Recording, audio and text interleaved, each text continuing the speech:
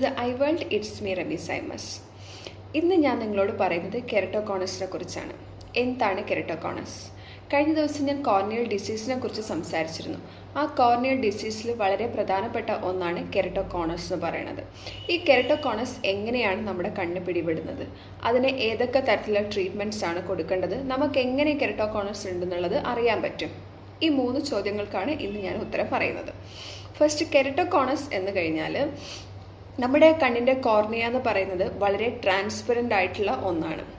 ഈ കോർണിയയുടെ തിന്നാവുക, അതായത് കോർണിയ വളരെ തിന്നാവുകയും കോർണിയ ബൾജായിട്ട് പുറത്തേക്ക് ഉന്തി നിൽക്കുന്ന പോലെ, കറക്റ്റായിട്ട് പറയുകയാണെങ്കിൽ ഒരു കോണിക്കൽ ഷേപ്പായിട്ട് വരികയും ചെയ്യുന്നതാണ് കെരട്ടോകോണസ് എന്നുള്ളത് കൊണ്ട് അറിയപ്പെടുന്നത്. അതായത് കോർണിയയുടെ ഷേപ്പ് പോവുക. എങ്ങനെയാണ് ഈ കോർണിയയുടെ ഷേപ്പ് പോവുക? അതിങ്ങനെ കോണായിട്ട്, കെരട്ടോകോണസ് ആ പേരിൽ തന്നെ ഉണ്ട്, ഒരു കോണിക്കൽ ഷേപ്പായിട്ട് കോർണിയ മാറും. അതെങ്ങനെയാണ് മാറുന്നത്? അതിൻ്റെ ഒറിജിനൽ റീസൺ ഇപ്പോഴും അറിയില്ല. പല ജനറ്റിക് ഡിസോർഡേഴ്സ് കൊണ്ട്, അതായത് കണക്റ്റീവ് ടിഷ്യൂസിലുള്ള ഡിസോർഡേഴ്സ് കൊണ്ട്, മാർഫിൻ സിൻഡ്രോം പോലെയുള്ള ഡിസോർഡേഴ്സ് കൊണ്ട് ഇങ്ങനെ വരാം. അല്ലെങ്കിൽ നമ്മുടെ എന്താ പറയണ്ടേ, ഭയങ്കരമായിട്ടുള്ള അലർജീസ്, കണ്ണിന് എപ്പോഴും അലർജി ഉണ്ടാവുക, കണ്ടിന്യൂസ് ആയിട്ട് റബ്ബ് ചെയ്യേണ്ടി വരിക, ഇങ്ങനെയൊക്കെയുള്ള സമയങ്ങളിൽ നമ്മുടെ കോർണിയ തിന്നാവുകയും ആ കോർണിയ പുറത്തേക്ക് ബൾജായി പോകുന്ന ഒരു പ്രക്രിയയാണ് കെരട്ടോകോണസ് കൊണ്ട് ഉദ്ദേശിക്കുന്നത്. ഇത് എങ്ങനെയാണ് മനസ്സിലാവുന്നത്? കെരട്ടോകോണസ് മനസ്സിലാവുക എന്ന് പറഞ്ഞു കഴിഞ്ഞാൽ ഇത് എക്സ്പെഷ്യലി കാണുന്നത് ടീനേജേഴ്സിലാണ്. ഒരു ഏർലി 20s ഒക്കെ വരുമ്പം കുട്ടികളിൽ ദൂരെയുള്ള വസ്തുക്കൾ കാണാൻ വളരെ ബുദ്ധിമുട്ടായിരിക്കും. Distance vision, blurring of vision, അവർ ഫസ്റ്റ് പറയുന്ന സിംറ്റംസ് തന്നെ ഡിസ്റ്റൻസ് വിഷന് ബ്ലറായിട്ട് കാണുക എന്നുള്ളതാണ്. അങ്ങനെയാകുമ്പോൾ നമ്മൾ ഓട്ടോമാറ്റിക്കലി എന്താ ചെയ്യുക? നമ്മളൊരു ഐ കൺസൾട്ട് ചെയ്യും, അല്ലേ?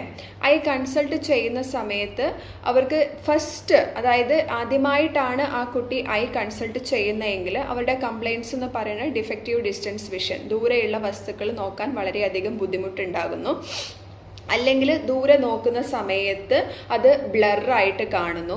അതുമല്ല എങ്കിൽ അവർ പറയുന്ന മറ്റൊരു കംപ്ലയിൻറ്റ്സ് ആണ്, എക്സ്പെഷ്യലി നൈറ്റിലൊക്കെ ലൈറ്റ്സിന്, നമ്മുടെ ഒരു ബൾബൊക്കെ നോക്കുകയാണെങ്കിൽ ആ ബൾബിന് ചുറ്റും ഒരു ഹാലോസ് പോലെ കാണപ്പെടുന്നു എന്നുള്ളത്. ഇതൊക്കെ കെരട്ടോകോണസിൻ്റെ സിംറ്റംസ് ആണ്. ഓക്കെ, അപ്പം നമ്മൾ ഫസ്റ്റ് ഏർലി സ്റ്റേജിൽ എന്താ ചെയ്യാന്ന് വെച്ച് കഴിഞ്ഞാൽ സ്പെക്ടിക്കൽ കറക്ഷൻസ് കൊടുക്കും. സ്പെക്ടിക്കൽസ് കറക്ഷൻസ് കൊടുക്കുമ്പോൾ ഫസ്റ്റ് ഏർലി സ്റ്റേജിലൊക്കെ ആണ് എങ്കിൽ അവർക്ക് സ്പെക്ടിക്കൽ കറക്ഷൻസിലൂടെ അവർക്ക് വിഷൻ ക്ലിയർ ആയിട്ട് കിട്ടും.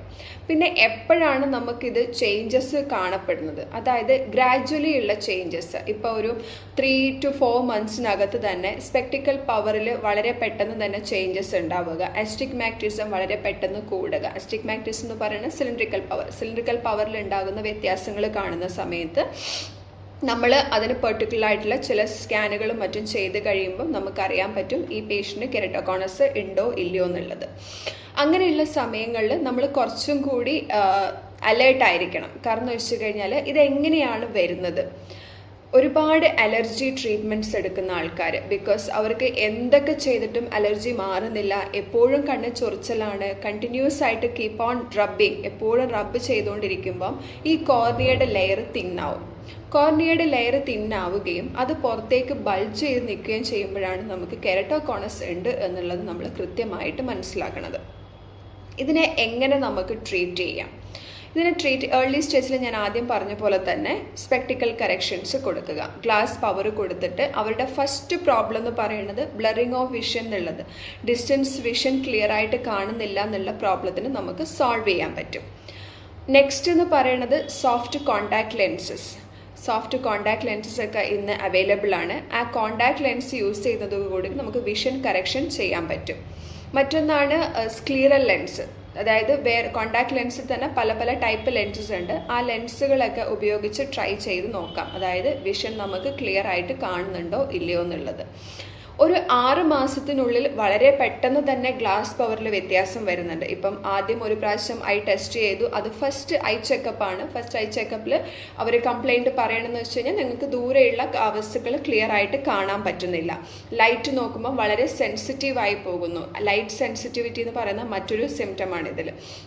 ഒബിയസ്ലി നമ്മൾ ആദ്യം കൊടുക്കുന്നത് സ്പെക്ടിക്കൽ കറക്ഷൻസ് ആണ്. സ്പെക്ടിക്കൽ കറക്ഷൻ ചെയ്ത് കഴിഞ്ഞിട്ടും അവർക്ക് കാണുന്നില്ല, വളരെ നെക്സ്റ്റ് തന്നെ അല്ലെങ്കിൽ വിത്തിൻ 1 മന്ത് അവർ വീണ്ടും വരികയാണ്, അല്ലെങ്കിൽ 2 മന്ത്സിൽ വീണ്ടും വന്നിട്ട് പറയാണ് ഈ ഗ്ലാസ് എനിക്ക് കറക്റ്റായിട്ട് കംഫർട്ടബിൾ ആകുന്നില്ല, സ്റ്റിൽ എനിക്ക് ബ്ലറിങ് ഓഫ് വിഷൻ ഉണ്ട്, ഡിസ്റ്റൻസ് വിഷൻ എനിക്ക് ക്ലിയർ ആയിട്ട് കാണുന്നില്ല. അപ്പം നമ്മൾ വീണ്ടും പേഷ്യൻറ്റ് ചെക്ക് ചെയ്യുന്നു. നമ്മൾ നോക്കുന്ന സമയത്ത് നമുക്ക് ഗ്ലാസ് പവറിൽ ഡ്രാസ്റ്റിക് ചേഞ്ചസ് നമുക്ക് കാണാൻ പറ്റുന്നുണ്ട്. ഇങ്ങനെ ചേഞ്ചസ് വരുന്നത് എന്തുകൊണ്ടാണ്? കോർണിയ തിന്നായി പോകുന്നത് കൊണ്ടാണ്. കോർണിയയുടെ ഷേപ്പ് പോവുകയും കോർണിയ തിന്നായി പോവുകയും ചെയ്യുന്നതുകൊണ്ടാണ് നമുക്ക് കാഴ്ചയ്ക്ക് ബുദ്ധിമുട്ടാവുന്നത്. കാരണം നമ്മുടെ കാഴ്ചയിൽ കോർണിയ വഹിക്കുന്ന പങ്ക് എന്ന് പറയുന്നത് വളരെ വലുതാണ്. അത് നമുക്ക് മാറ്റി നിർത്താൻ പറ്റുന്ന ഒരു കാര്യമല്ല. കാരണം ലൈറ്റ് കറക്റ്റായിട്ട് ഫോക്കസ് ചെയ്യുന്നത് കോർണിയയിലാണ്. നെക്സ്റ്റ് സ്റ്റെപ്പാണ് C3R എന്ന് പറയുന്നത്, അതായത് കൊളാജൻ ക്രോസ് ലിങ്കിങ് എന്നുള്ളൊരു ട്രീറ്റ്മെൻറ്റ്. UV ലൈറ്റ് ഉപയോഗിച്ചിട്ട് വിത്ത് ഐ ഡ്രോപ്സിലൂടെ നമുക്ക് ട്രീറ്റ്മെൻറ്റ് ചെയ്തിട്ട് ഈ കെരട്ടോകോണസിനെ, അതായത് ഇത് മുഴുവനായിട്ട് മാറ്റാൻ പറ്റില്ല, ഈ ബൾജിങ്ങിനെ എവിടെ വരെ ബൾജ് ആയിട്ടുണ്ടോ ആ ബൾജിനെ നമുക്ക് സ്റ്റോപ്പ് ചെയ്യാൻ പറ്റും. അതായത് ഇപ്പം നോർമൽ ഒരു കോർണിയയുടെ ഷേപ്പിൽ നിന്ന് അത് ബെൻറ്റായി ഈ ഒരു പൊസിഷനിലാണ് നിൽക്കുന്നതെങ്കിൽ നമ്മൾ C3R treatment collagen cross linking ചെയ്ത് കഴിയുമ്പോൾ ഈ ബെൻഡ് ഇവിടം കൊണ്ട് സ്റ്റോപ്പ് ആകും. പിന്നീട് ഫ്യൂച്ചറിൽ അത് ബെൻഡ് ആവാനുള്ള ചാൻസ് ഇല്ല. അല്ലെങ്കിൽ എന്താകും, നമ്മൾ ഈ ട്രീറ്റ്മെൻറ്റ് ചെയ്തില്ല എങ്കിൽ കോർണിയ തിന്നായിക്കൊണ്ടിരിക്കുന്നു, ഇതിങ്ങനെ പുറത്തേക്ക് ബൾജായിട്ട് പുറത്ത് സൈഡിലേക്ക് ഒരു കോണിക്കൽ ഷേപ്പിൽ ഇങ്ങനെ ബൾജായി വന്നുകൊണ്ടേയിരിക്കും. നമുക്ക് കാലക്രമേണ ബ്ലൈൻഡ്നെസ്സിലേക്ക് പോകാനുള്ള ഒരു ചാൻസ് ഉണ്ട്. സോ ഇത് ആ ചാൻസിലേക്ക് പോവാതിരിക്കാനുള്ള ഓപ്ഷൻസ് ആണ് ഫസ്റ്റ് പറയുന്നത് സ്പെക്ടിക്കൽ കറക്ഷൻസ്, അതല്ലെങ്കിൽ കോൺടാക്ട് ലെൻസ്. മൂന്നാമത്തതാണ് C3R എന്ന് പറയുന്നത് ട്രീറ്റ്മെൻറ്റ്. കൊളാജൻ ക്രോസ് ലിങ്കിങ് എന്നുള്ള ട്രീറ്റ്മെൻറ്റ് ചെയ്ത് കഴിഞ്ഞാൽ എവിടെയാണോ കോർണിയ എത്തിയിരിക്കുന്നത് അവിടെ വെച്ച് നമുക്ക് ആ ബൾജിങ്ങിനെ സ്റ്റോപ്പ് ചെയ്യാൻ പറ്റുന്നതാണ്. ഇതൊന്നുമല്ല, വളരെ അഡ്വാൻസ്ഡ് ആയിട്ടുള്ള ഒരു സ്റ്റേജിലാണ് ഇരിക്കുന്നതെങ്കിൽ അവസാന ഓപ്ഷൻ എന്ന് പറയുന്നത് കോർണിയൽ ട്രാൻസ്പ്ലാന്റേഷൻ ആണ്. അത് കേൾക്കുമ്പോൾ തന്നെ നിങ്ങൾക്ക് മനസ്സിലാവും എന്താണ് കോർണിയൽ ട്രാൻസ്പ്ലാന്റേഷൻ. അതായത് ഇന്നലെ ഞാൻ കോർണിയൽ ഡിസീസിൽ പറഞ്ഞിരുന്നു, കോർണിയ പൂർണ്ണമായിട്ടും മാറ്റിവെക്കുന്നതിനെയാണ് കോർണിയൽ ട്രാൻസ്പ്ലാന്റേഷൻ എന്ന് പറയുന്നത്. ഇത് വരാതിരിക്കാൻ എന്താണ് ചെയ്യേണ്ടത്? വരാതിരിക്കാൻ നമുക്ക് ഫസ്റ്റ് നമ്മൾ ചെയ്യേണ്ടത് ഒരു ഐ ഡോക്ടറിനെ കൺസൾട്ട് ചെയ്യുക എന്നുള്ളതാണ്. അതായത് നിങ്ങൾക്ക് blurring of vision, light sensitivity, Hallows കാണുക, ഇങ്ങനെയൊക്കെയുള്ള സിംറ്റംസ് ഉണ്ടെങ്കിൽ ഒട്ടും വൈകിക്കേണ്ട, പെട്ടെന്ന് തന്നെ ഒരു ഒഫ്താൽമോളജിസ്റ്റിനെ കൺസൾട്ട് ചെയ്യുക. അവരുടെ സജഷൻ അനുസരിച്ച് നെക്സ്റ്റ് സ്റ്റെപ്പ് എടുക്കുക.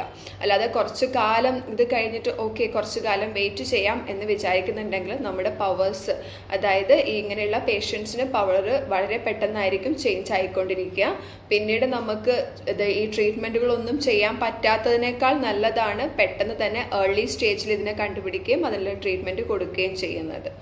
അപ്പം എല്ലാവരും തന്നെ, അതായത് ഈ എന്താ പറയുക, ഏർലി 20s, അതായത് ടീനേജിൻ്റെ പ്രായത്തിലാണ് എല്ലാവർക്കും ഈ ഒരു സിംറ്റംസ് കാണുന്നതും മോസ്റ്റ് ഓഫ് ദ പേഷ്യൻറ്റിന് ആ ടൈമിലാണ് ഇത് അറിയുന്നത് പോലും. ഇപ്പോൾ വളരെ അടുത്തായിട്ട് എൻ്റെ ഒരു കസിന്, അതായത് എൻ്റെ ഒരു റിലേറ്റീവിന് ഇതുപോലെ ഉണ്ടായിരുന്നു. അവന് ഒരു സിംറ്റംസും ഇല്ല. അവന് കുറച്ച് സ്കൂളിൽ പഠിക്കുന്ന സമയത്ത് കുറച്ചൊക്കെ ബ്ലറിങ് ഓഫ് വിഷൻ, ദൂരെയുള്ള അക്ഷരങ്ങൾ വായിക്കാനൊക്കെ ബുദ്ധിമുട്ടുണ്ടായിരുന്നു.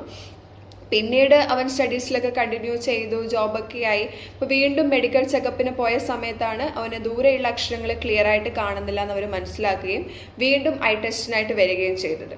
നെക്സ്റ്റ് അവസാന ഓപ്ഷൻ എന്ന് പറയുന്നത് C3R വരെ എത്തി.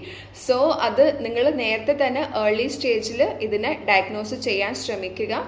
എന്താണ് ഉചിതമായ ട്രീറ്റ്മെൻറ്റ് എന്നുള്ളത് നിങ്ങളുടെ ഒഫ്താൽമോളജിസ്റ്റ് ആ സമയത്ത് നിങ്ങളുടെ കണ്ടീഷൻ കണ്ടതിന് ശേഷം പറഞ്ഞു തരും. അതനുസരിച്ച് മുന്നോട്ട് പോവുക.